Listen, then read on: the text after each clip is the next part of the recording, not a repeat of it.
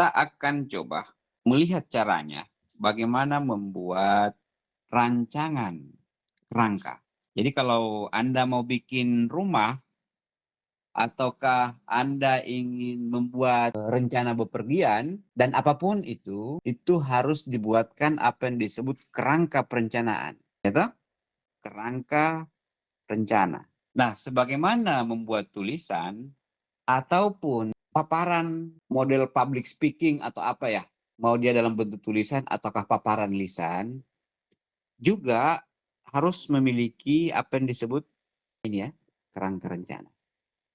Bepergian pun Anda harus memiliki kerangka ini, kerangka rencana. Bahkan kurikulum yang kita pakai saat ini hingga masuk ke pembelajaran saat ini itu karena ada kerangkanya yang membuat kita ketemu di Senin itu mata kuliah ini, di saat itu mata kuliah itu misalnya. Itulah kenapa kerangka rencana ataukah kerangka kalau dalam konteks ini kerangka karangan diperlukan sebelum melakukan penulisan.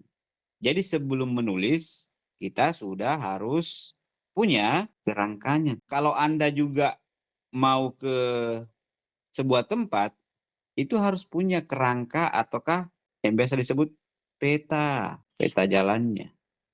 Ataukah roadmap-nya istilah lainnya. Roadmap Ahmed ya. If you wanna go to Makassar before, you have to know the roadmap. How to come here and how to arrive in Makassar. Dan sesi ini diharapkan mampu merancang kerangka karangan yang logis sebagai fondasi, gitu, sebagai dasarnya, fondasi karya tulis ilmiah. Karena kan teman-teman itu akan ke sana semua nantinya.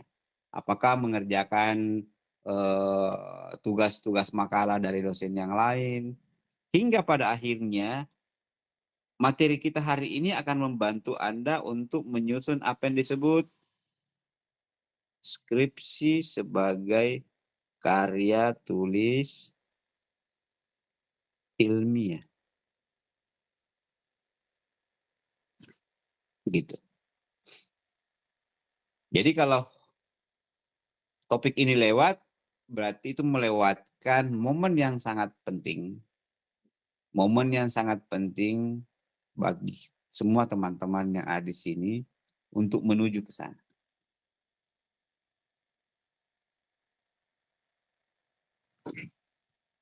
Apa yang akan menjadi obrolan utama kita saat ini adalah dari paragraf ke kerangka karangan. Tahap awal penulisan adalah membicarakan bagaimana membedakan tiga hal ini. Saya sering mengulang-ulang di kelas ini kan topik, apa bedanya dengan tema, dan apa bedanya dengan judul. Lalu kita akan juga melihat pentingnya ataukah perlunya membuat kerangka. Nanti kita lihat dari mana berangkatnya dan seterusnya. Lalu berikutnya kita akan membuat workshop sederhana bagaimana membuat blueprint tulisan ataukah cetak biru sebuah tulisan. Langkah selanjutnya persiapan Anda membuat tugas makalah. Koneksi materi sebelumnya, kita telah membangun fondasi penulisan dari unit terkecil hingga terbesar. Kita telah memulai kelas ini dengan EYD, ejaan yang disempurnakan. Kita juga telah ketemu dengan apa yang disebut kalimat efektif. Lalu kita juga ketemu dengan apa yang disebut paragraf koheren dan bagaimana kalimat-kalimat kohesif itu terbangun dalam satu paragraf. Langkah selanjutnya adalah bagaimana kita menyusun paragraf-paragraf itu. Karena sebelumnya kita sudah ketemu dengan cara menulis satu topik kalimat, kemudian menjadi anak kalimat, lalu melihat apakah dia kohesif atau koherens. Juga sebelumnya, jauh sebelumnya kita telah mengetahui cara mengeja, bagaimana menempatkan kalimat, bagaimana menempatkan Kata depan, bagaimana membedakannya dengan kata kerja, dan seterusnya.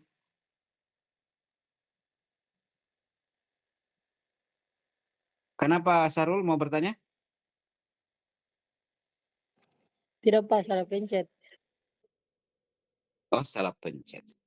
Oke, tes. Oke, dari situ ada banyak hal yang sudah kita tahu ya. Sekedar merefresh saja, mengingatkan Anda semua. Kalau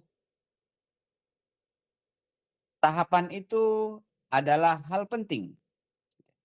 Dia menjadi penting sehingga akan mampu mengantar kita sampai ke tahap ini. Langkah selanjutnya adalah menyusun paragraf-paragraf. Kalau kemarin kan menyusun satu paragraf dalam kalimat dan anak kalimat. Sahrul kemarin sudah menjelaskan cara membuat alurnya ketika mau ke perpustakaan. Bagaimana topik perpustakaan sehingga menjadi alur, menjadi satu paragraf kan Sahrul kan? Ingat toh Sahrul? Sarul, Iya Pak. ingat kemarin kan cara membuat paragraf dengan menentukan topiknya tentang perpustakaan. Iya Pak. Ataukah berulang kali saya jelaskan tentang logika pohon, memulai dari mana gitu hingga mencacah-cacahnya menjadi anak kalimat. Dari batang hingga kita menemukan daun. Iya Kayak Pak. gitu. Nah, gitu logika-logika itu toh. Sekarang kita mau membuat itu menjadi paragraf-paragraf. Ketika satu topik, kemudian menentukan temanya apa dan judulnya seperti apa yang akan kita lakukan. Nah, inilah gitu. Inilah paragraf-paragraf itu akan menjadi tulisan yang utuh dan struktur. Jadi, tulisan yang utuh itu kan setelah paragraf, setelah paragraf-paragraf itu, jadi kumpulan paragraf-paragraf kan, itu kita sebut satu wacana dalam satu tulisan. Gitu, satu wacana dalam satu tulisan. Disinilah kita untuk bisa membangun wacana itu, rumus pertama yang harus kita tahu, mampu membuat kerangkanya. Ibarat seorang arsitektur mampu merancang desainnya, desainnya sebelum menurunkannya menjadi tulisan utuh. Nah, tahap awal penulisan harus dimulai dari ide, apa idenya. Misalnya saya tanya Sahrul, apa idemu hari ini? Untuk bikin tulisan itu ada idemu nggak yang muncul?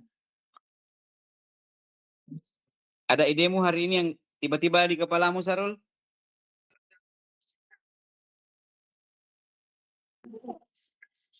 Maksudnya ide apa Pak?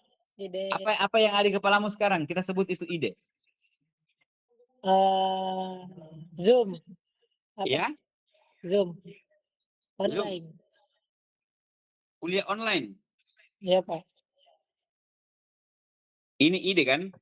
Kuliah online. Iya Pak. Jadi kuliah online ini taruhlah sebagai ide untuk mengefektifkan suatu model pembelajaran di mana kita seperti melipat ruang.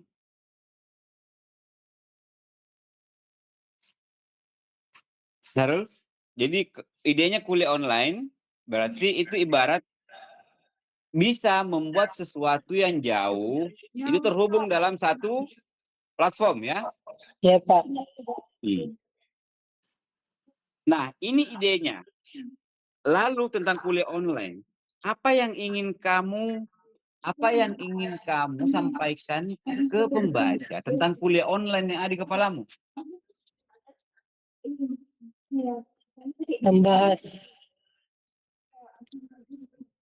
Membahas mata kuliah Pak.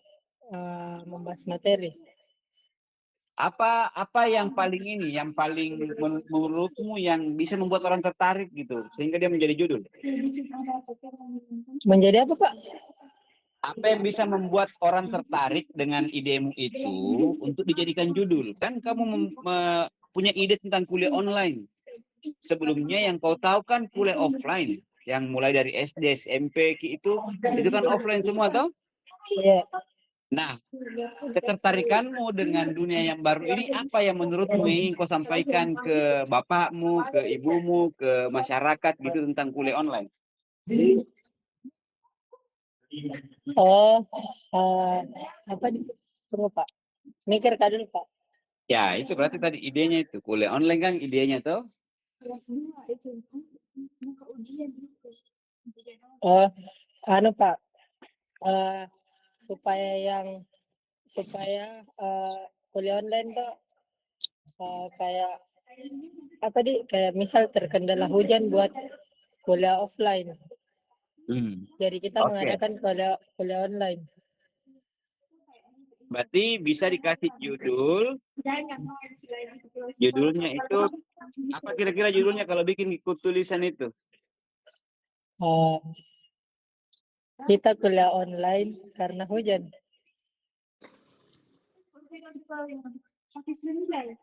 Hujan bukan kendala. Hujan bukan kendala. Hujan bukan kendala. Hujan bukan kendala. Hujan bukan kendala kuliah. Hujan bukanlah kendala. Kalau dijadikan judul ya. Ini kan dari ide ke judul. Berarti kita ingin membuat judul tulisan misalnya.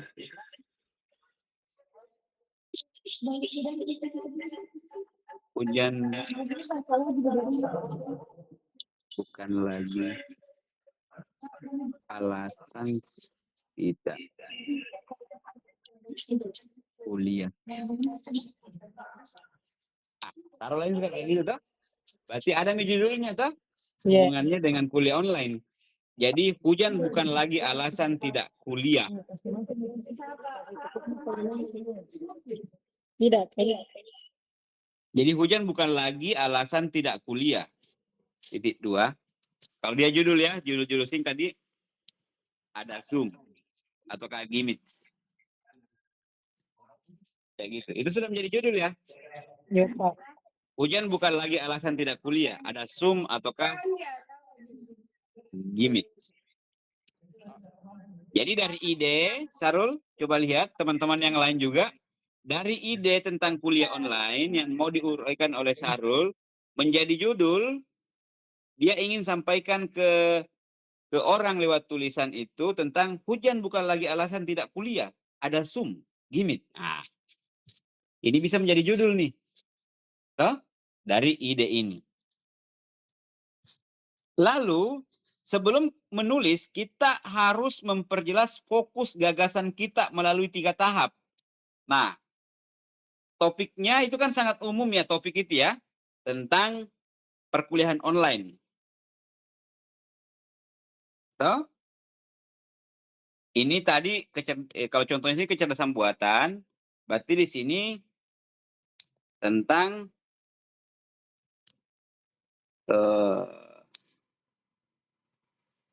tentang apa nih? Kuliah online. Hah? Tema itu spesifik, lebih spesifik. Kalau topiknya tadi ini kan kuliah online, toh, yang menjadi idenya Sahrul. Tema lebih spesifik, yakni aspek tertentu dari topik yang ingin dibahas.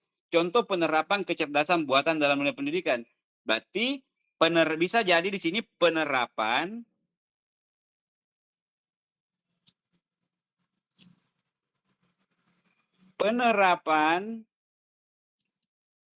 kuliah online melalui apa, Sarul?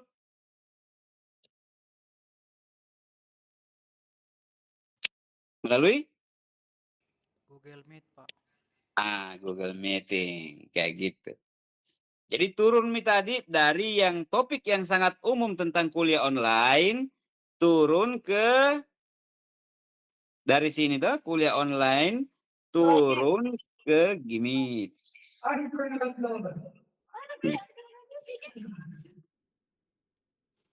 Lalu judul ini harus sangat spesifik.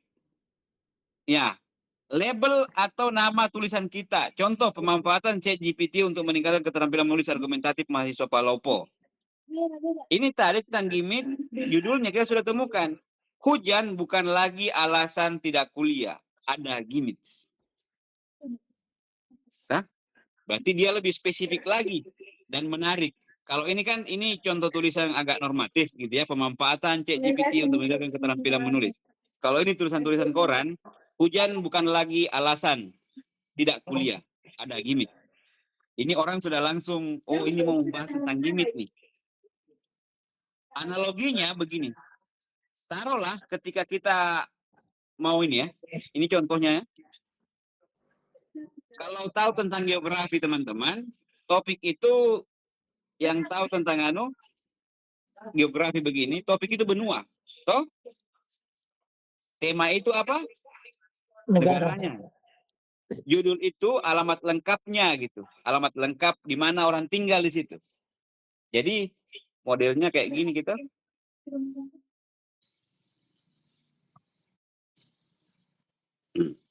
Kita akan bicara yang paling spesifik di sini.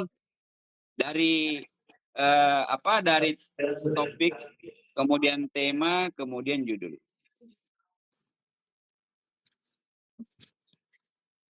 Lalu kita masuk, apa kerangka karangan itu? Apa itu kerangka karangan? Ini penting ya, kerangka. Tadi di awal saya sudah sampaikan tentang roadmap. Ataukah desain bangunan gitu. Dan seterusnya. Kalau Anda mau mendaki ke Bawah Karaeng, apa yang harus pertama Anda tahu?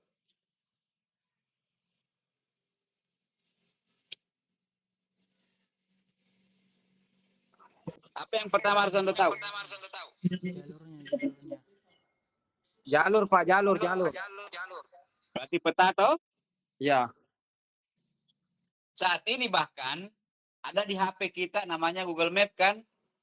Kalau pertama ingin mendatangi sebuah tempat yang tidak Anda ketahui, apa yang pertama Anda buka? Google Map kan? Google Map. Nah, Google Map itu mirip dengan kerangka karangan. Seperti penjelasan Sahrul kemarin. Jadi Google Map itu mirip dengan cara dia sampai ke perpustakaan. Oke? Cara dia sampai ke perpustakaan. Secara ringkas, kita bisa menyebut kerangka karangan adalah rencana kerja. Bagaimana mengoperasikan diri kita kalau kita misalnya menggunakan map atau peta. Ada kerangka yang harus kita lakoni ketika mengetahui itu. Yang memuat garis besar gagasan atau satu tulisan gitu ya. Yang disusun secara sistematis, logis, dan teratur. Itu dulu dasarnya ya. Saya cari chargernya dulu nih laptop. Sarul, di ruangan berapa itu, Sarul?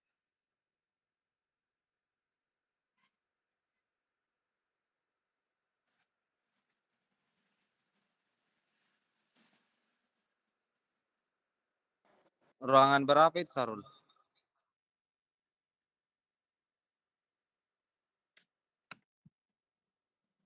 Sarul, ruangan berapa itu?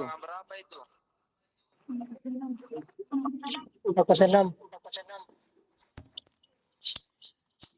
Kita lanjut. Apa ruangan? Kita ruangan di sini.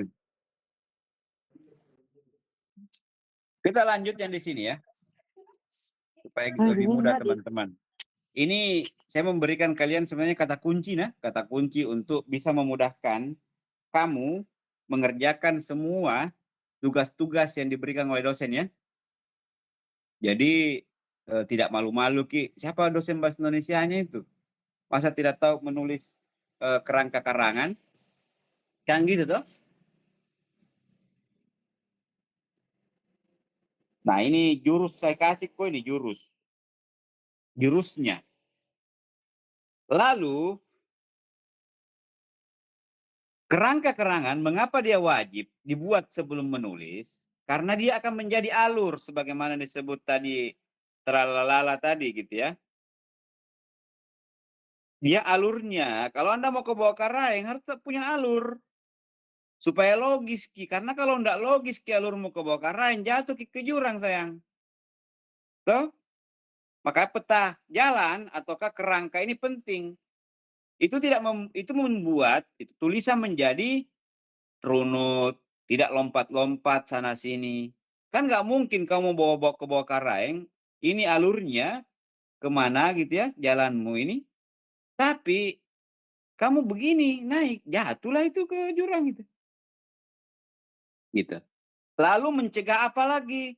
Menghindari pembahasan topik yang sama di bab yang berbeda misalnya. Kalau dia tulisannya dalam bentuk makalah, gitu ya. Kita tidak akan mengulang lagi di sini, boros jatuhnya.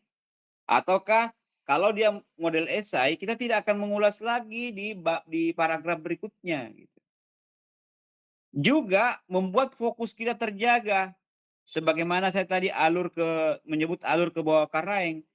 Anda akan fokus bahwa untuk sampai ke bawah karang, Anda harus melalui apa yang disebut pos 1 dulu. Baru apa? Pos 2, baru pos 3, baru pos 4. Jangan mengambil jalan langsung mencita-citakan pos 1 langsung ke 7. Wah, gila ini pasti lewat jurang ini baru sampai ke situ. Gitu kan? Jadi dia memastikan Anda fokus. Dia tidak melebar keluar dari tema gitu. Fokus itu diharapkan di situ supaya tidak keluar dari tema. Tema yang kita pilih. Juga karena memiliki alur atau kerangka, menghemat waktu pekerjaan. Jadi menyingkat gitu. Dia membuat kita menyingkat uraian tulisan karena ada kerangkanya. Ibaratnya kalau seorang tukang, karena anda sipil ini kan, kalau membuat jalan ataukah membuat apa bangunan, yang kalian buat pertama apa itu? Apa yang kau buat, Fahri? Tunggu dulu, Ahmad. Kita tanya Fahri dulu, jangan dia tidur. Tidak Pak Kodong, masih bangun ya. Fahri, apa yang kita buat Fahri kalau mau bikin bangunan? Pondasinya dulu Pak. Apa? Pondasi. Pondasi langsung? Perencanaan dulu tuh Pak. Yang sesuaikan dengan yang kita bicarakan di sini, Fahri. Apa yang saya bilang tadi? Kerangkanya Pak. Ya? Kerangka perencanaan. Kerangkanya sayang, gambarnya. Yeah.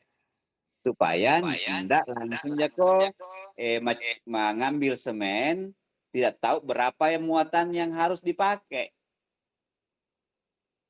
Nah, itu kerennya karena Anda di sipil mudah masuk ke medan kerangka ini karena ada proses gitu, menggambar dulu, kemudian mengetahui berapa volumenya, berapa apanya, itu menghemat waktu kan?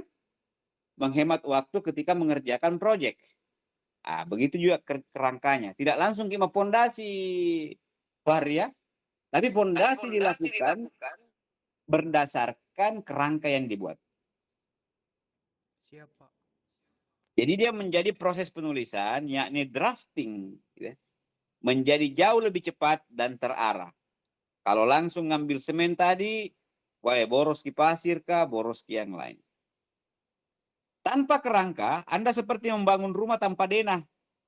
Jadi langsung gini, pesan pasir, bangun ini, gitu ya. Akhirnya pas selesai pengerjaan, lebih ki pasirnya. Karena tidak ada draftingnya sebelumnya. Hasilnya, resiko di bahan berlebih, kemudian resiko yang lain berantakan dan berlebihan anggaran. Kita coba lihat jenis kerangka karangan ya. Jadi kita bisa membuat dua hal jenisnya. Kalau kerangka topik yang dibikin, itu membantu kita bagaimana menggunakan kata atau frasa kunci untuk setiap poin yang akan kita uraikan. di sini dia efektif untuk tahap apa yang disebut brainstorming. Jadi membuat catatan cepat tentang apa-apa yang ingin dilakukan. Jadi rumus ini teman-teman lewat bahasa Indonesia juga akan mengantar Anda nanti ketemu dengan teori-teori teknik sipil yang bisa dipinjam bahwa untuk merancang suatu proyek itu juga butuh apa yang disebut brainstorming. Membuat catatan awal, catatan cepat. Lalu selain kerangka topik, ada kerangka kalimat yang sudah kita bahas sebelumnya. Bagaimana menggunakan kalimat lengkap yang berisi pernyataan atau gagasan gitu. Jadi ada memang hal-hal pokoknya yang akan dipakai misalnya ketika kita berencana membuat bangunan selantai ini misalnya toh ada bagian-bagian di sini. Kita tahu di awal yang bagian sini. Gagasan-gagasan utamanya tentang besi, tentang apa dan seterusnya. Nah, ini sangat direkomendasikan untuk penulisan karya ilmiah karena lebih jelas dan detail gini. Kerangka kalimat ini. Bikin kerangka-kerangka kalimat ini. Kalau misalnya tentang apa kita bahas di sini tadi, hujan bukan lagi alasan tidak kuliah, ada sum atau ada gimmick. Coba kita turunkan ya. Hujan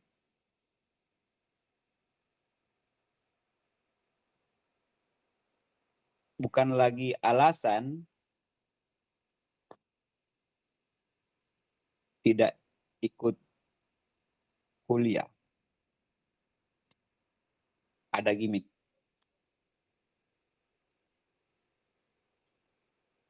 Ya. Taruhlah kayak ini judul tuh. Berarti kita akan pertama menulis di sini pengantar gitu. Pengantar tentang apa yang akan kita bicarakan tentang hujan dan gimmick. Toh? Tentang hujan dan gimmick ini. Nah, pengantarnya harus menarik di sini. Saat membuat pengantar, maka kita akan ketemu dengan apa yang disebut tadi membuat kerangka kalimatnya, kalimat pengantar. Berarti kalimat pengantar kita harus membuat apa di sini? Hook yang memantik orang untuk membaca tulisan kita tentang bagaimana dunia bekerja saat ini. Misalnya tuh, dunia bekerja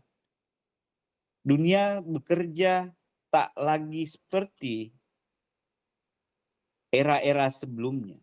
Bagaikan ruang yang dilipat, kita tak lagi terhambat untuk kuliah karena hujan dan seterusnya. Nah, bisa dimulai dari situ tuh. Lalu setelah itu kita akan turun ke kerangka kalimat-kalimat apa yang akan kita buat ketika sudah memberi pengantar di situ.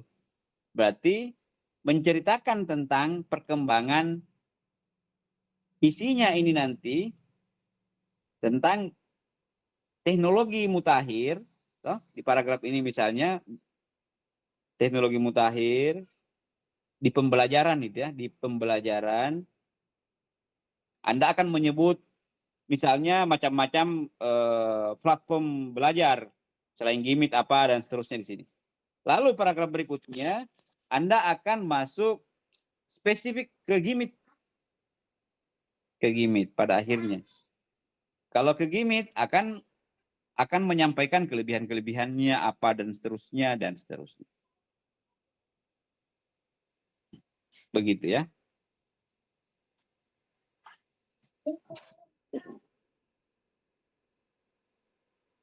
Nah, ini adalah contoh kerangka kalimat teman-teman ya. Kerangkanya kita bisa mulai dari dibuat memang ini apa yang saya tulis tadi pengantar, buat pendahuluannya. Kemudian misalnya karena contoh ini adalah tingkat literasi digital di kalangan lansia masih rendah, ini akan menjadi ulasan di pertama. Rumusan masalah bagaimana cara meningkatkan literasinya, itu dibuatkan kerangkanya di sini. Lalu yang akan kita bahas itu adalah program pendampingan oleh mahasiswa terbukti efektif misalnya terhadap lansia, penggunaan aplikasi sederhana lebih diminati oleh lansia. Oke. Ini berapa orang di kelas saat ini? 20 orang ya. Tunggu dulu kakak ya.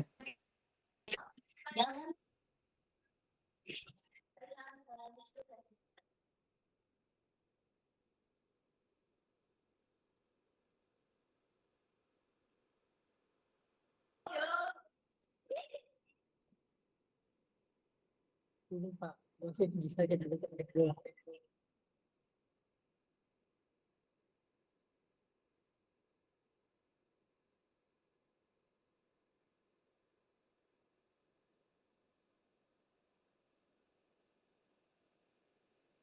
Kalian berdekatan nggak ini di ruangan?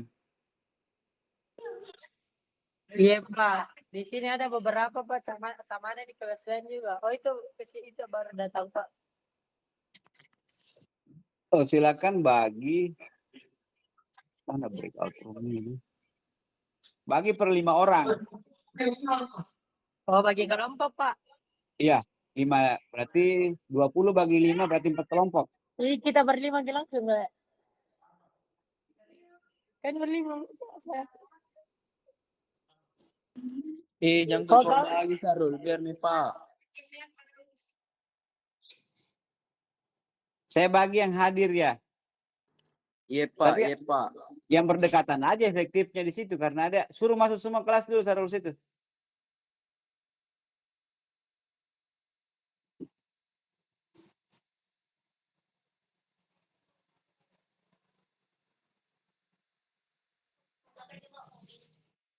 Hati. Balik tanda ngaji. Pak, saya sudah di kos. Iya.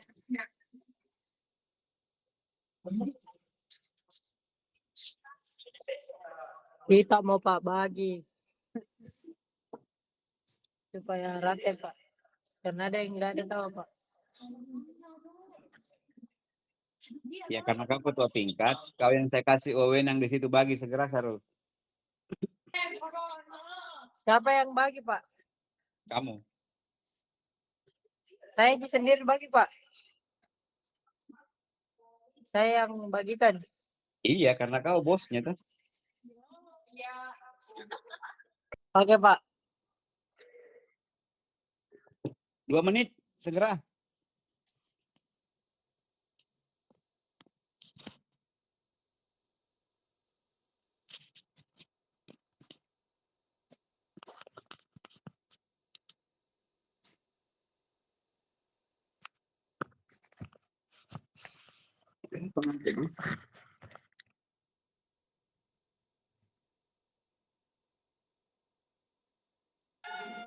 Iya Pak, tunggu Pak.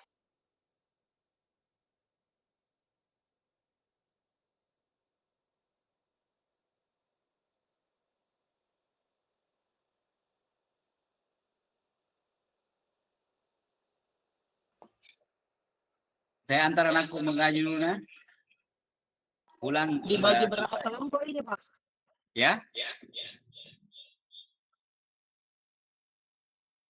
Dibagi berapa kelompok ini Pak? 4, 5. 4 lah. Kan 20 orang toh. Bagi 4 berarti 55. Oh iya Pak. Berarti 4 kelompok deh. Iya. Ya Pak, tunggu.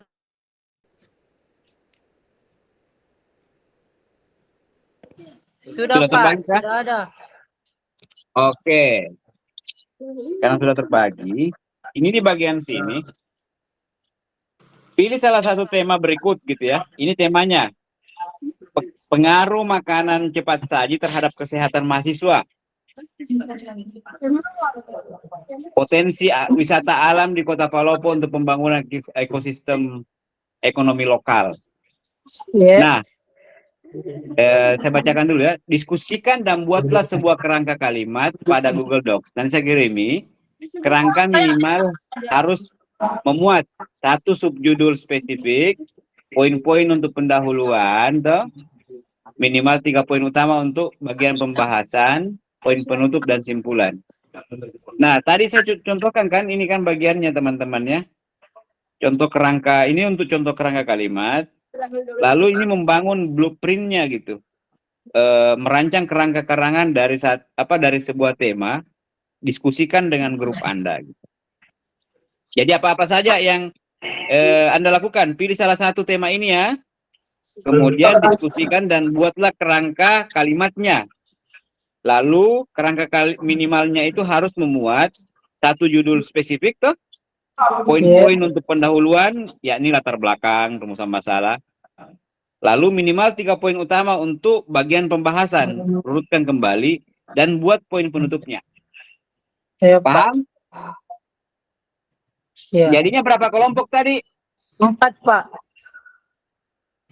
4 kelompok. Berarti saya buatkan Google Docs-nya.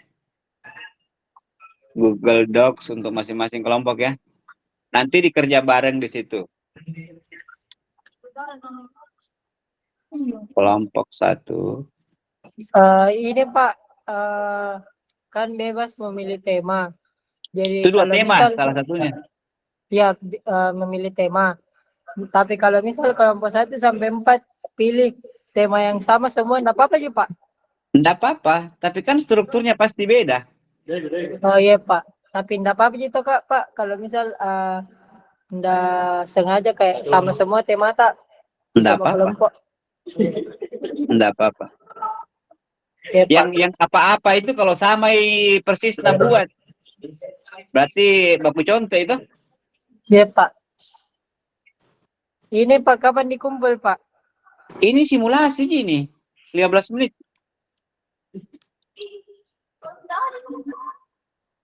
Kelompok 2. Ini simulasi, bukan tugas ini workshop. Sekarang dilakukan.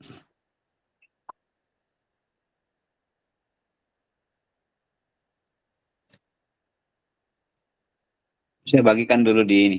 Jadi bisa saya amati langsung pakai Google Docs.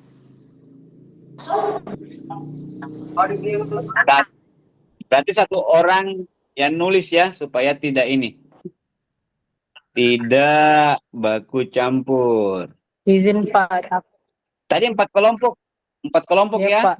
Pak, izin, Pak. Kan di yang ada dalam Google Meet ini 19 orang.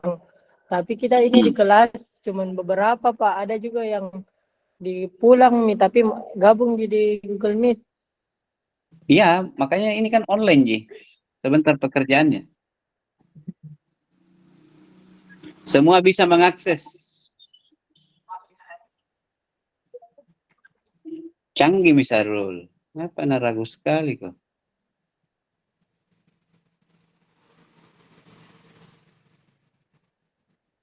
Jadi tidak usah download yang saya kirim nanti ya. Langsung dikerjakan di situ. Ini langsung Anda kerjakan. Sudah saya bagi kelompok. Untuk kelompok 4 dulu ya saya kirim ke grup kelompok 4. Silakan kelompok 4. Jangan masuk kelompok lain di sini ya. Jangan ganggu orang nulis di kelompok 4. Karena ini bisa diakses online. Bisa ditulis online. Tes maka. Ya masuk sesuai kelompoknya masing-masing.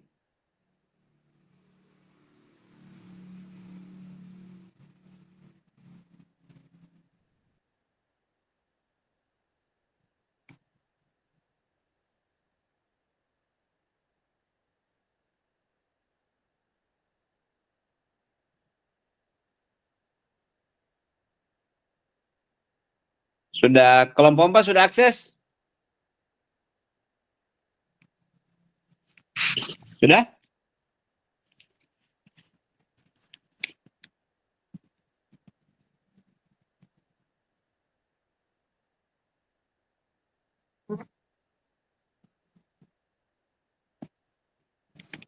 Ini contohnya ya teman-teman ya, contoh kerangka. Jangan sama dengan ini. Jadi Anda bikin judulnya dulu, ada pendahulunya A, B gitu. Kemudian pembahasannya bagian apa saja yang Anda mau lakukan, penutupnya apa, simpulan hasil data analisis kayak begitu. Cuma membuat ini, saya kasih waktu 15 menit. Saya tanya sekali lagi, sudah bisa akses Google Docs untuk masing-masing kelompok? Sudah? Ini Pak aplikasinya di download Pak. Tidak, jangan download, buka aja di situ langsung tulis. Ngobrol sama teman kelompoknya apa yang mau ditulis. Percayakan satu orang untuk nulis.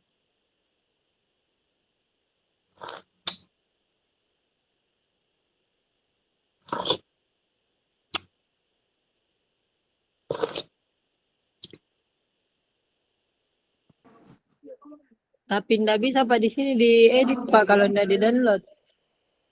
Siapa bilang, Cow? Ini modelnya edit untuk everyone. Bisa ngedit. Coba yang pakai laptop.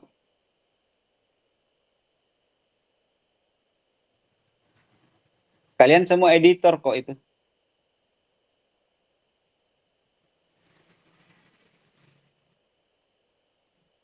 Supaya kalian terbiasa juga dengan begini-beginian sih. Nanti kemana kalian nggak tahu.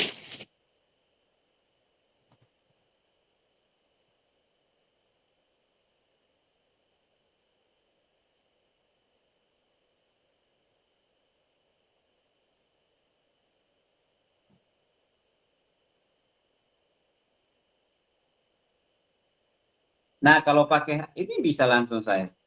Kalau pakai HP, ada gambar pulpen itu sebelah bagian bawah. Tekan dulu itu baru nulis. Lihat nggak?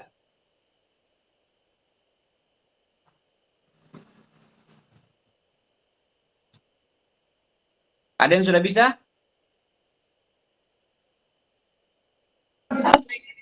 Tunggu Pak. Ini genset kok. Harusnya genset bisa kayak gitu.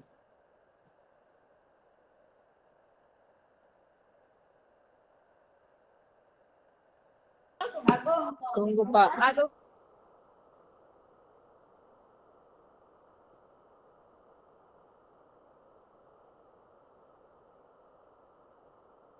Coba Sarul yang share screen anunya. Dari Nggak bisa Pak di sini harus di download aplikasinya. aplikasi Google Docs, ya download di Google Docs-mu. Bisa pakai web juga sih, nggak apa-apa. Kalau sudah ada aplikasinya itu gampang. Tunggu Pak. Tunggu.